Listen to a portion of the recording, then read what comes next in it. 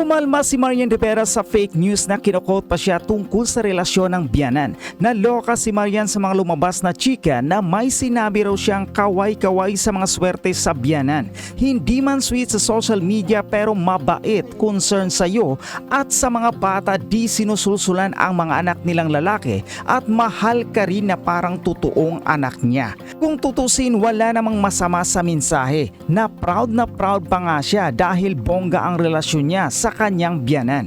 Pero dahil may mga issue ngayon na tungkol sa hiwalayan at nasasangkot ang mga biyanan, mahirap nga namang maakusahan pa na sawsawera. Di ba nga ganyan ang issue kina Richard Gutierrez, Sara Labate at syempre kay Annabel Rama.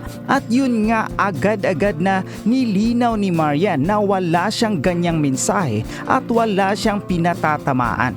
Hindi ko to sinasabi, bakit ba may mga taong hilig mag-edit? Nakakarami na po kayo, tama na. Yan ang pakiusap ni Marian.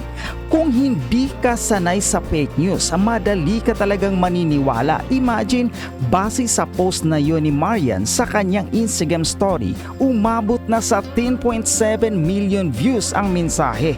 At saka, knowing Marian, never naman siyang sumasawsaw sa mga issue ng iba. At minsan nga, kahit issue niya, ayaw niyang pag-usapan. Alam po natin kung gaano katapang si Miss Annabel Rama, walang inuurungan. Talagang diretso kung diretso. Pero pagdating po sa mga fake news, hindi po siya pumapatol. Katulad na lamang po ng ipinost ng isang nagpanggap na Marian Rivera tungkol sa mga biyenan. Parang ganon. Ang tinutukoy daw ni Marian doon ay si Tita Annabel Rama dahil sa paghiwalay nga ni Richard Gutierrez at ni Sara Labate. Diba? Alam mo naman si Tita Annabel, sa tagal na rin naman niya sa showbiz, marunong na siyang maghiwalay ng totoo sa peke lang. Diba? Yes. Unang-una, bakit siya pariringgan ni Marian Rivera? Ay hindi naman sila ganun ka-close. Pangalawa, hindi po ganun si Marian. Hindi siya pala sausaw. Hindi po siya magbibitiw ng mga ganyang pahayag na walang tinutukoy pero meaningful. Hindi gagawin ni Marian yon.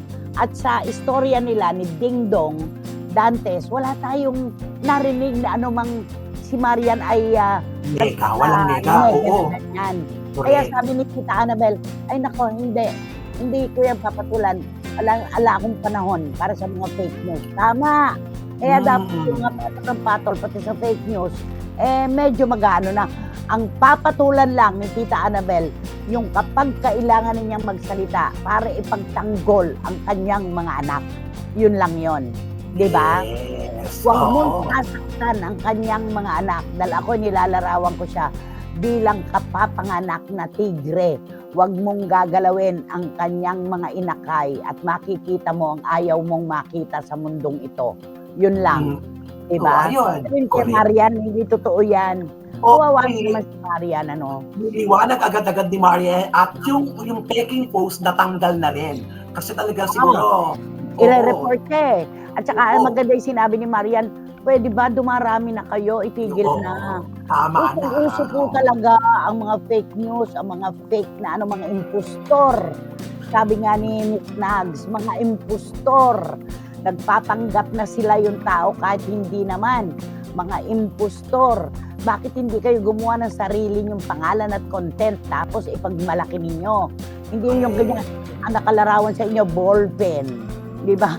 Ballpen, kaldero, aso, pusa. Di ba naman? Nakakalokayda kayo, ha? Ayan.